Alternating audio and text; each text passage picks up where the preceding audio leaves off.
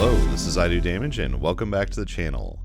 In this Division 2 video, I want to share my first impressions of the new expansion and just kind of talk about my thoughts on the game. I want to let you know up front that I did not play the Washington, D.C. portion of Division 2. I did play a lot of Division 1 and I really enjoyed it with friends. I thought it was really cool. And with that in mind, I did use a level 30 boost to get straight into the new endgame and the new content and prepare for the seasons that's going to start 4 days from recording this video. On March 10th is when the very first season will begin. The first thing I want to talk about in the Division 2 is the story. I think it took me around maybe 20-25 hours to actually beat the story. As far as the actual content of the lore and what's going on in the world, I'll be honest with you, I didn't really follow it. What was more interesting to me was the level design and just like the mission styles and the boss fights. That was really cool to me when it came to the story.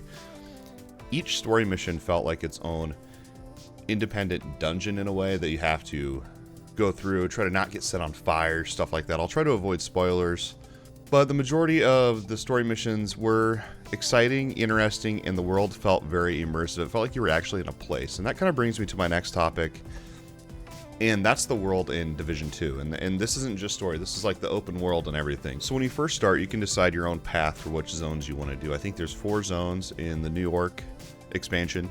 You can do them in any order you want, hunt down the agents. And I also think there's new agents like each week or something, like they have to hunt down and stuff. I don't know, I'm excited for that. That looks really cool. But the world itself, there's tons of events. If you've played Division before, it's really nothing new. Especially, you know, like I said, I played Division 1.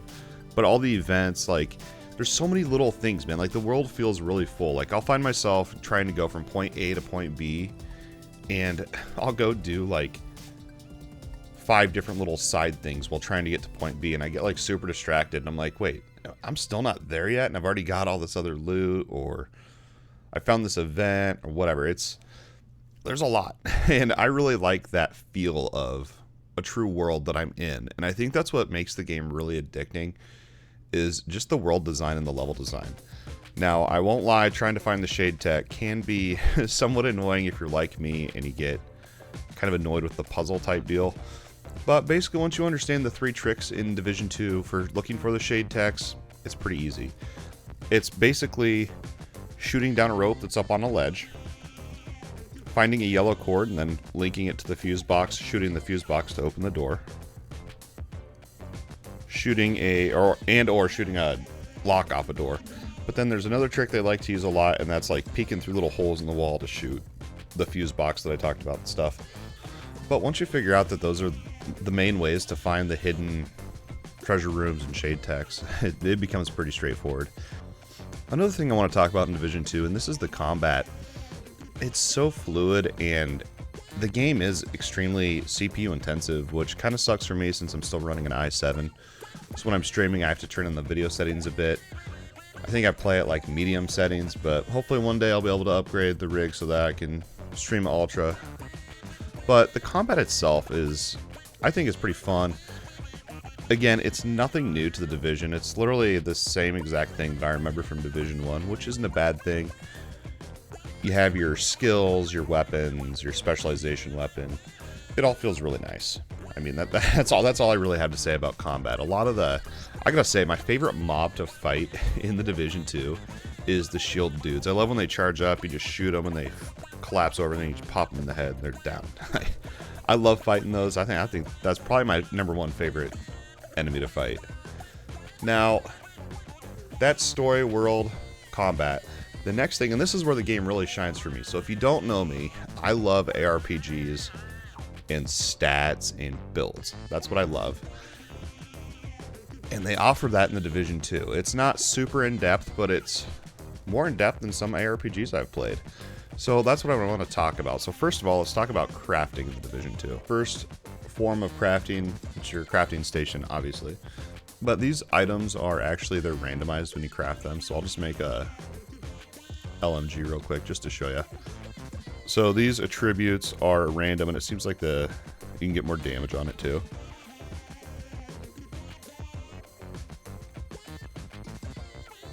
So that's pretty much how you craft, and then you can come down and look. And then this is where the stats really get interesting. I'll talk a little bit more about the stats, but You can get what they call God rolls in the Division 2. It seems like I hear a lot of people saying it like they think it's this really sweet thing. What it is cool, but it seems like more of a buzzword.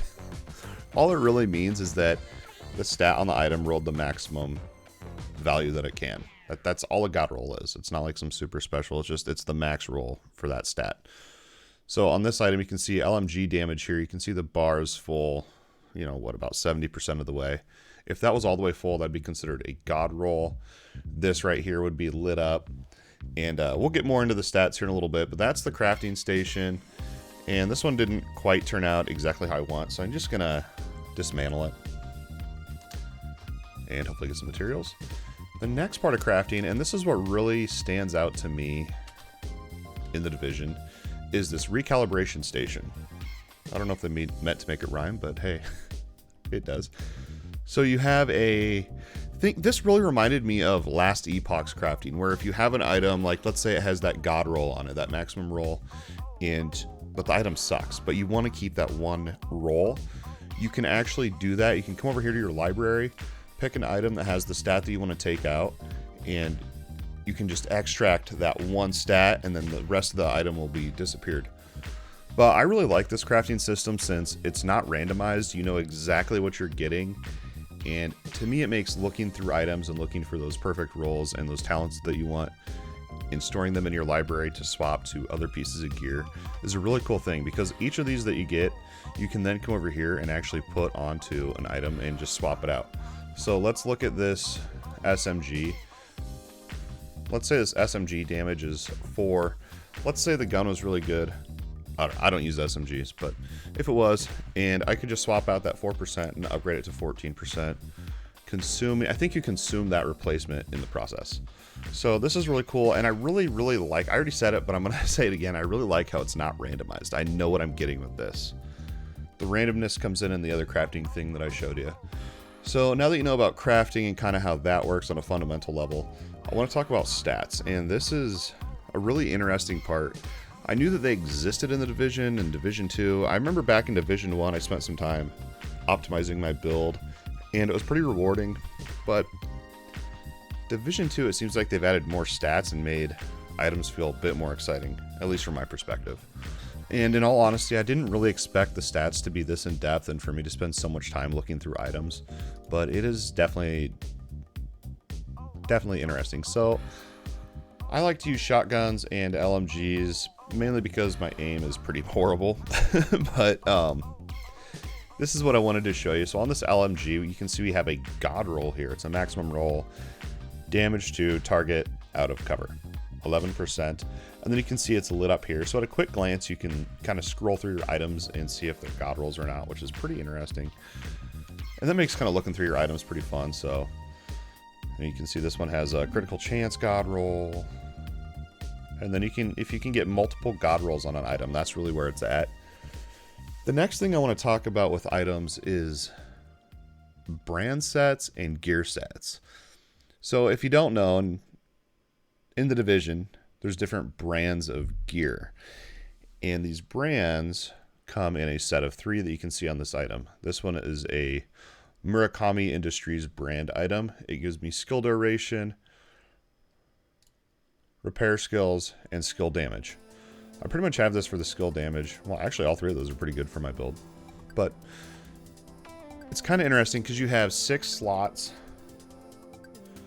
to equip gear in. So you can either do 2 sets of 3 for the brand sets, or you can do a gear set, which is a full 6 pieces, and you can mix and match as well.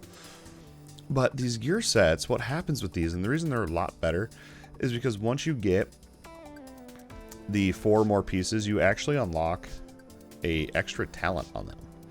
So like this one is Striker's Gamble.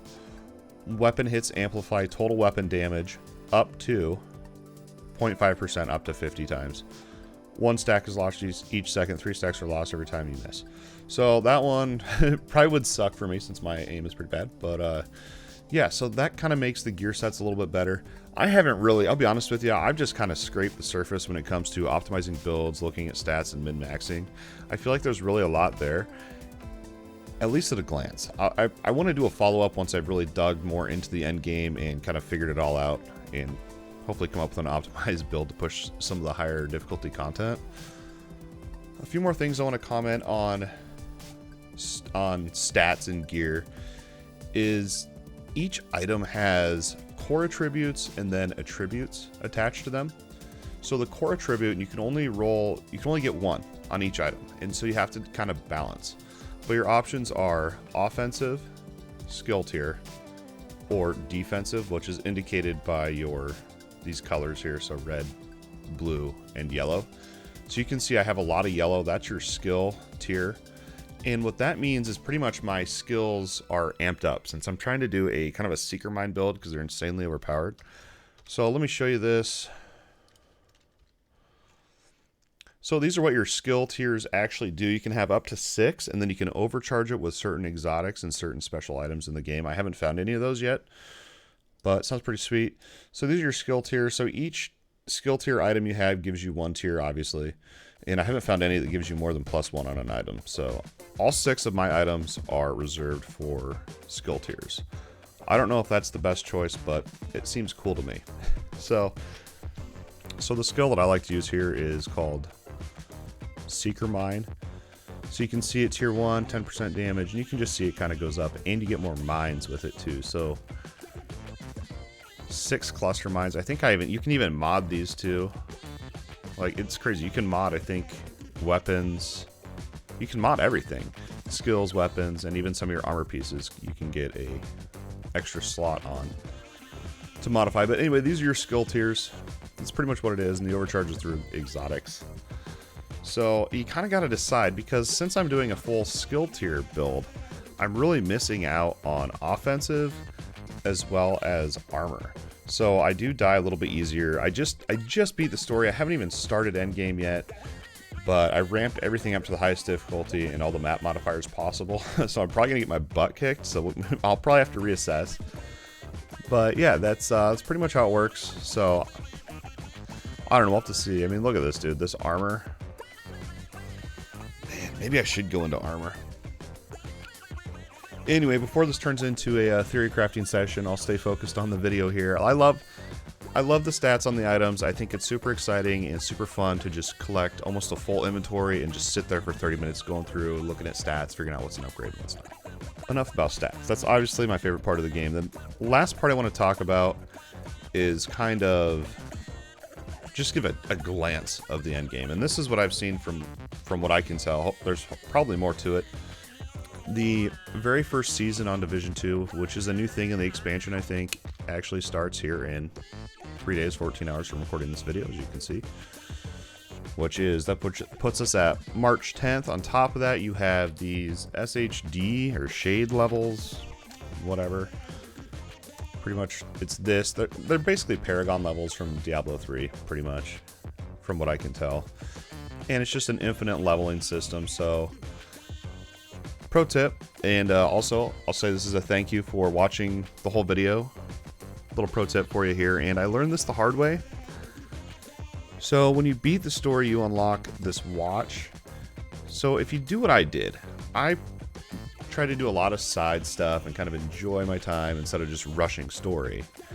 And I kind of screwed myself over because I was level 40 before completing the story. So then what happens is, once you're level 40, you can't keep leveling up, or you don't gain any levels or XP or anything until you've actually beat the story and unlocked this feature. So my suggestion would be get through the story ASAP so that you're not wasting XP like I did.